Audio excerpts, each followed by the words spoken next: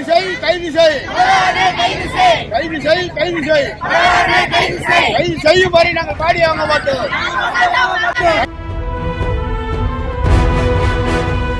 Postmortem பண்றாங்க, postmortem சர்டிபிகேட்ல தெரிஞ்சிருக்கு.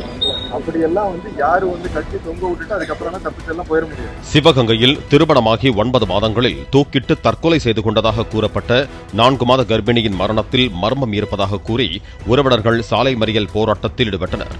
தனலட்சுமி என்ற அந்த பெண்ணின் கணவர் பாலசுப்ரமணியன் இன்ஸ்டாகிராம் மூலம் வேறு ஒரு பெண்ணுடன் பழகி வந்ததாகவும் அதனை தனலட்சுமி கண்டித்ததால் இருவருக்கும் இடையே தகராறு ஏற்பட்டதாகவும் உறவினர்கள் குற்றம் சாட்டினர். இயற்கைக்கு முரணான மரணம். ஒன்று. ரெண்டாவது, திருமணமாகி 7 வருஷத்துக்கு முன்ன நடந்த மரணம்.